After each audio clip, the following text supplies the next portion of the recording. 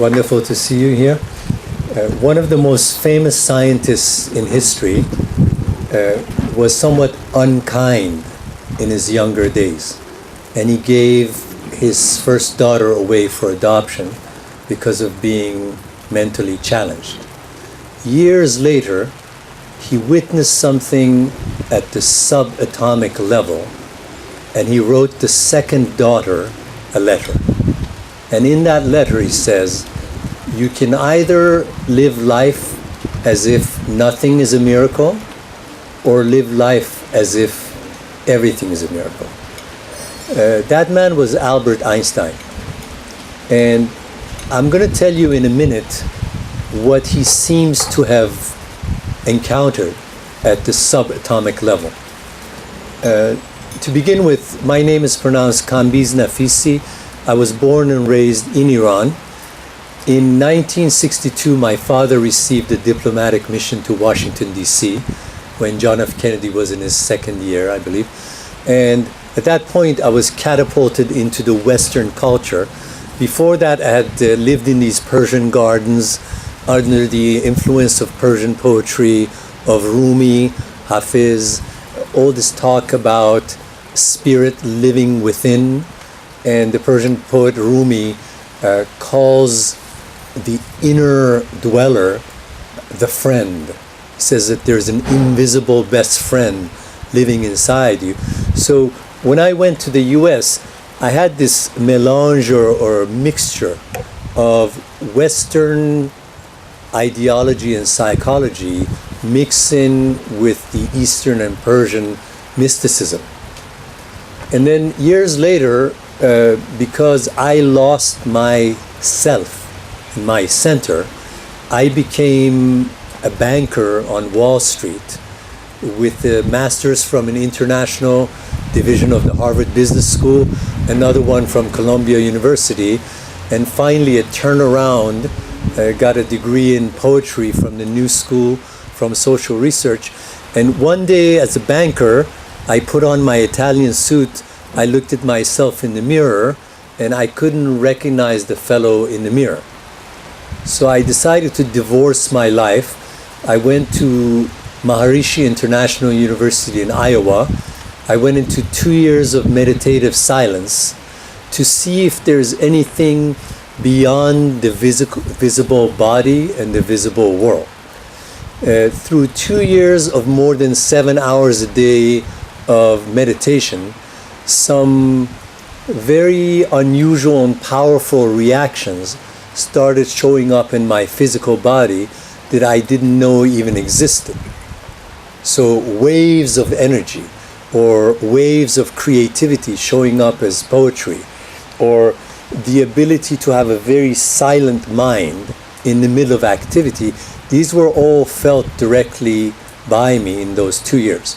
So when I came out, I stopped being a banker and I created an organization called the Joy of Life Organization, and I started teaching the human response, the ability for the human to relax themselves through a second facet of your own nervous system. In other words, the human being has the ability to be fully logical, rational, intellectual, but if you focus the mind on a pleasant, repetitive topic, what you find is that you fall into the zone or the flow. This is what the athletes call it. What happens is your brain waves start to subside. The frontal lobe of your brain deactivates. You stop taking signals from the outside. You transcend your own logic, and the net result is that your heartbeat comes down, your respiration rate comes down, your brain waves subside from 14 cycles per second to 3.5. You feel light as a feather, intensely present in the moment, and joy springing from within you. And this is a response that every human being can have. It's a matter of how you introduce them to this. What happened to Einstein, he started to dwell into the subatomic world. And he realized that underneath the atom, all of the classical laws of physics start to break down. For example, something like the electron, which is a subatomic particle, he and people like Heisenberg and Niels Bohr and many other physicists realized that the electron has two modes. It can either appear as a particle or suddenly disappear as a wave. So then what happens to the classical laws? If you ask a quantum physicist, does an electron exist? They'll give you a strange answer. They'll say, it depends. So that may be frustrating to you because you're asking a scientist, does an electron exist? And they will say, it depends. And you'll say, depends on what? And they'll say, it depends on whether a human wants to observe the electron. This is what started to change Albert Einstein. He realized that 2 plus 2 doesn't always equal 4 beneath the atom. He started to realize that depending on your consciousness and the questions that you're asking,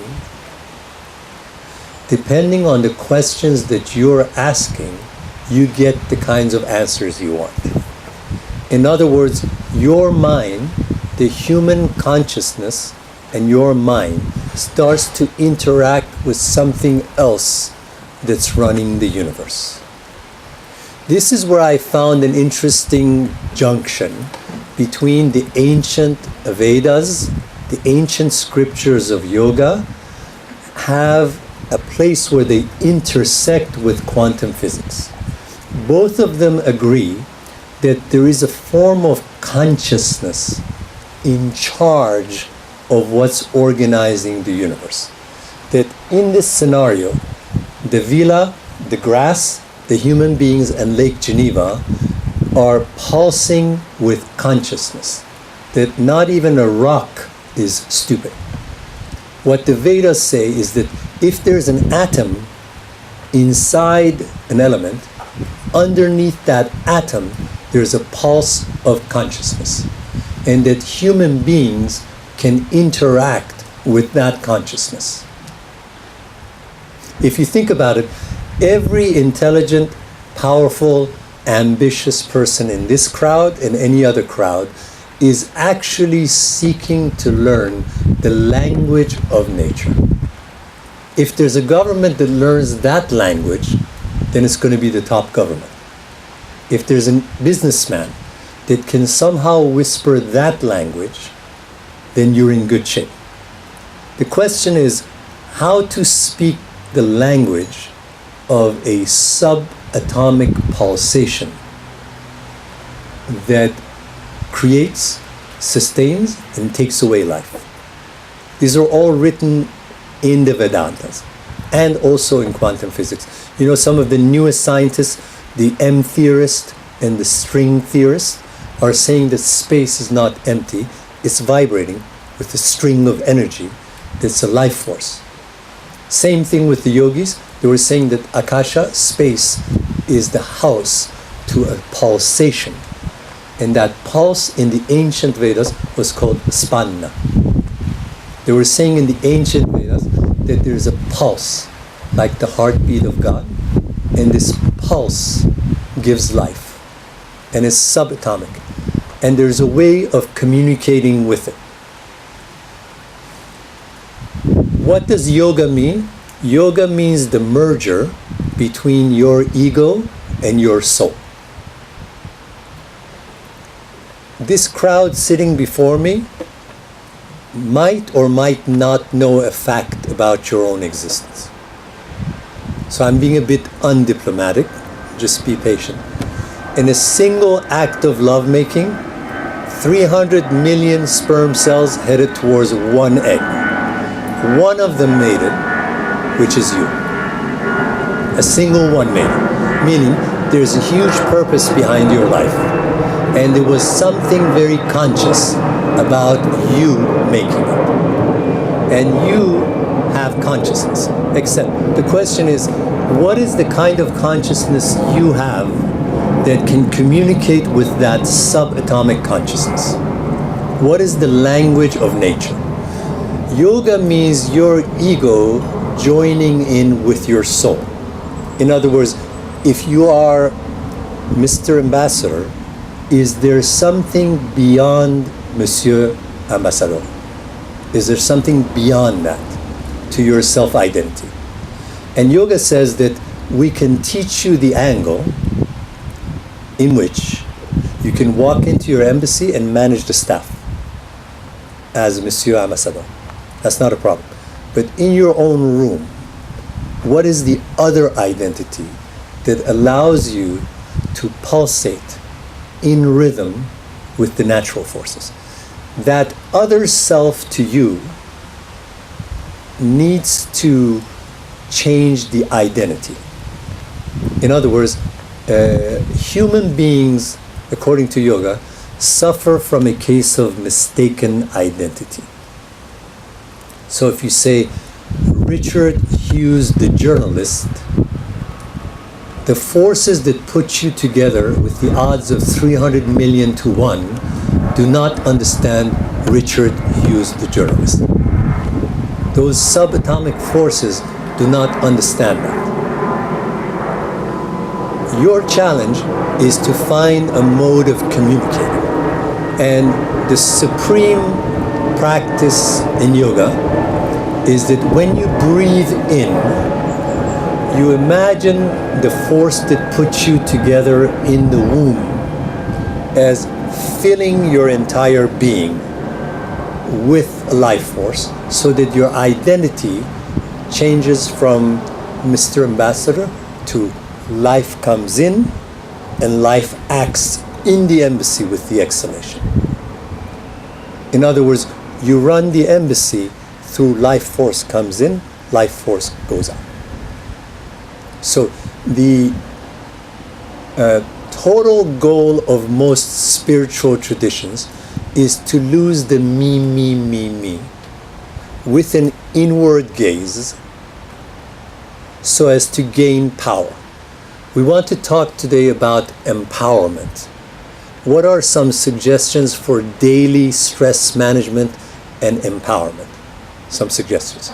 The number one suggestion, if any of you were successful in breathing in as if the force that gave you life in the womb is coming in, and breathing out, allowing that force to act through you, you would be done with fear, anxiety, pride, anything, aggression, everything.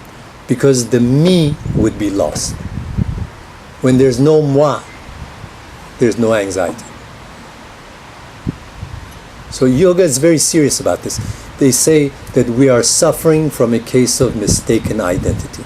Did you put your own chromosomes together? Did you program your own DNA? How did you make it with the odds of 300 million to 1? Was it truly an accident? Is there a purpose behind this person exactly? Is there a grand purpose? And there is if you drop the moi. As long as I'm Kambiz Naficy, there's fear. Why? There's this one body versus 8 billion. Am I fashionable enough? Am I rich enough? Am I strong enough? Am I beautiful enough? Me. So, the number one empowering philosophy is that if you feel you didn't put yourself together in the womb, then when you breathe, you say bonjour to a force that put you together and put all of this together. I'm not necessarily being religious here. It's mostly metaphysical. At this point, both quantum physicists and the yogis are saying that there is some sort of consciousness enveloping the galaxy. That everything is smart, and that human consciousness can communicate with that consciousness. What's the proof? Let's go back to physics. You're sitting, looking through an electron microscope, trying to find an electron. If you're asking the question, where is the electron appears. If your mind is elsewhere, the electron disappears into a wave. If we expand that example, what if everything you've manifested in your life is because your consciousness is interacting with that consciousness to give you the net results? What if there's no fixed reality? Every fear you go through, you open up an open prairie, and then you push aside another fear, and then you open up another fear. But what if there's no end? What if there's no end? This is not a motivational talk. Yoga says there's no fixed reality. It depends on the questions you're asking. So what if your mind could interact with that mind? You could, except you have to drop the moi. Kambiz Naficy as a name, a passport, and last name is powerless because it's the wrong identity. I'm not religious. I'm just saying I didn't program my own DNA. And I didn't make it 300 million to 1.